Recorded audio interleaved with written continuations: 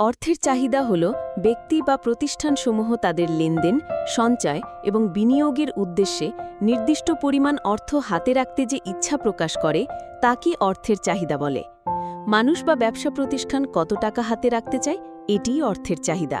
অর্থের চাহিদার কারণ তিনটি প্রধানভাবে ব্যাখ্যা করা যায়। লেনদেন উদ্দেশ্য, অর্থাৎ দৈনন্দিন কেনাকাটা, বিল পরিশোধ ইত্যাদির জন্য; সতর্কতা উদ্দেশ্য, অর্থাৎ ভবিষ্যতের অনিশ্চয়তা বা জরুরি পরিস্থিতির জন্য; এবং অর্থলগ্নি উদ্দেশ্য, অর্থাৎ সুদ বা বিনিয়োগের হার পরিবর্তনের সুযোগ কাজে লাগানোর জন্য। অর্থের যোগান হল একটি দেশের অর্থনৈতিক ব্যবস্থায় একটি নির্দিষ্ট সময়ে কেন্দ্রীয় ব্যাংক এবং আর্থিক প্রতিষ্ঠান কর্তৃক প্রদত্ত মোট অর্থের পরিমাণ।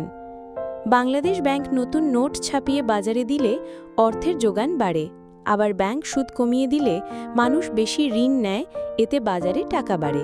অর্থের যোগান কিছু জিনিসের উপর নির্ভর করে, যেমন কেন্দ্রীয় ব্যাংকের মুদ্রামুদ্রণ নীতি, ব্যাংকের ঋণ প্রদান কার্যক্রম, বিভিন্ন আর্থিক নীতিমালার ওপর। তুমি প্রতিদিন বাজার করতে, স্কুলে যেতে বা অনলাইন কেনাকাটা করতে নগদ টাকা বা বিকাশ ব্যালেন্স রাখতে চাও, এটা হলো অর্থের চাহিদা। আবার কেউ ভবিষ্যতে চিকিৎসা বা জরুরি খরচের জন্য কিছু টাকা জমা রাখছে, এটাও এক প্রকার অর্থের চাহিদা। আবার বাংলাদেশ ব্যাংক নতুন টাকা ছাপাচ্ছে বা ব্যাংকের মাধ্যমে লোন দিচ্ছে, এই টাকা বাজারে যোগ হচ্ছে, এটি অর্থের যোগান। যদি বাংলাদেশ ব্যাংক সুদের হার কমিয়ে দেয় এবং বেশি লোন দেয়, তাহলে বাজারে টাকার পরিমাণ বাড়ে।